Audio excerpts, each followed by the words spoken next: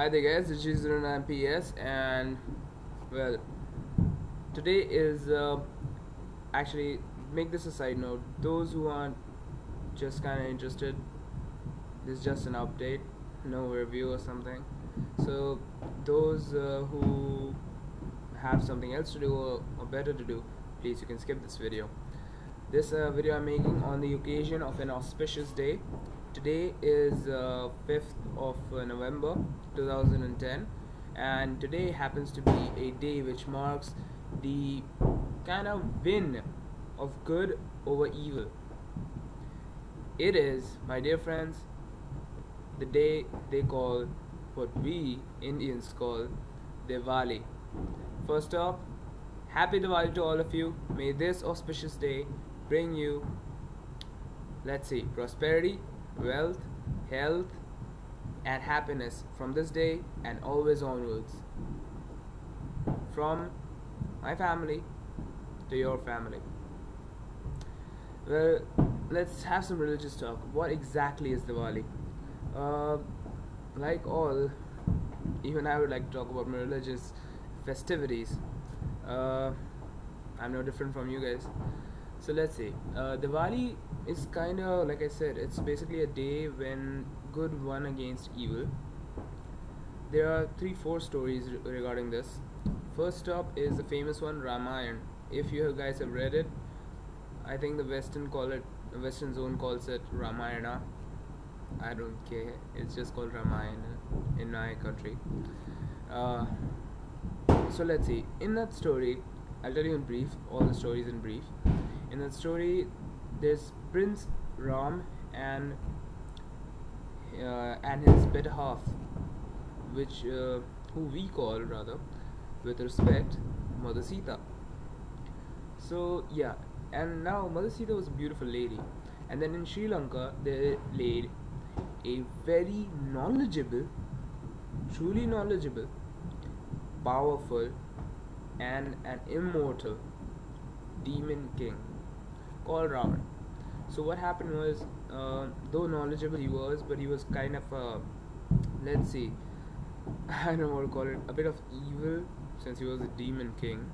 Anyways, so what happened was, he kind of wanted to go and take a revenge on Prince Ram for cutting, actually Prince Ram's brother Lakshman cut the nose of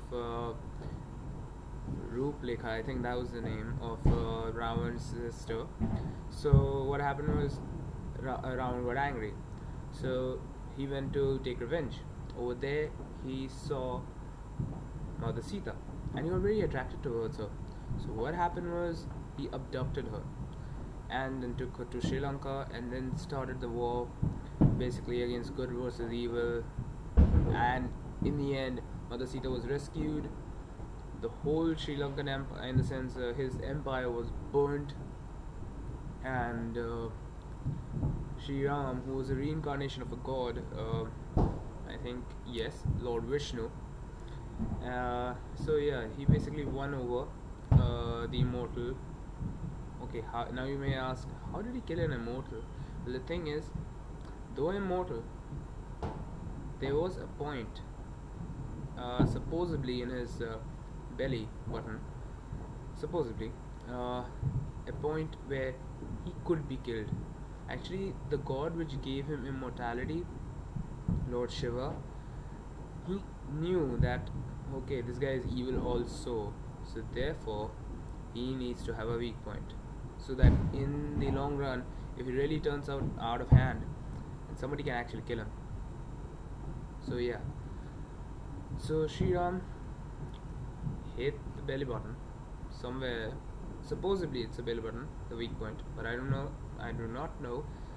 I just read Ramayana and then yeah, they say belly button type. So yeah, anyways, the weak point.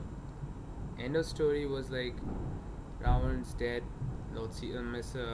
Mother Sita were rescued, and that's it. Basically, won over evil.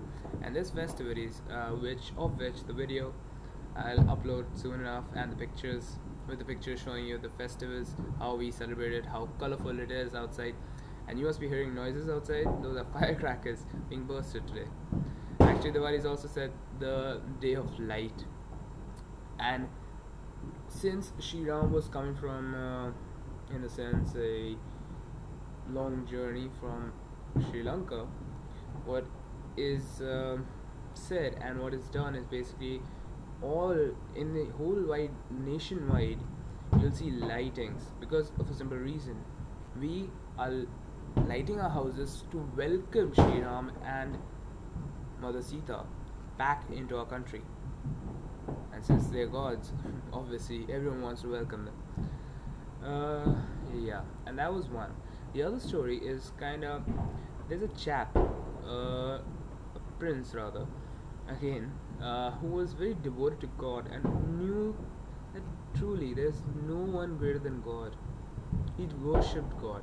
But then his father, the present king of some certain empire, which I'm not, the name I'm not kind of getting in my mind again. Anyways, that person, the king, was, I don't know, mesmerized by his own power. You know how men are foolish sometimes. He thought that he was the greatest. Nobody's greater. He was greater than God, according to him. But his son really did not worship him.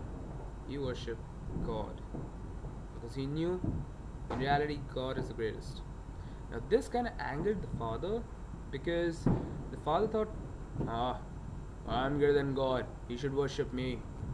What so happened that some story took place, and then what happened was that he kind of got angry of his own son and would try to even kill him in the end. But again, an incarnation of God came down to earth on that very spot.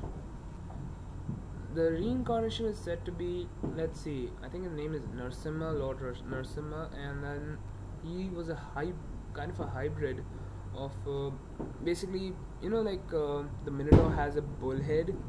It was actually a lion head, and the full body was like a human. I think 3-4 arms also. Anyways, so yeah, and then tore apart that king's, I think, again, stomach or something.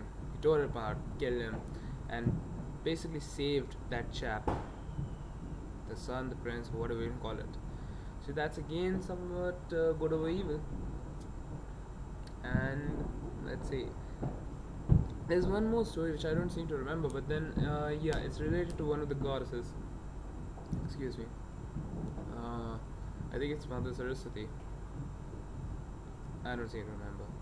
But anyways, I can't believe it's already 8 minutes, but I want to talk about my religion. Like, I want to talk about how we celebrate Diwali, and wanted to wish you guys, all my viewers, and whosoever watches this, happy Diwali once again. See ya.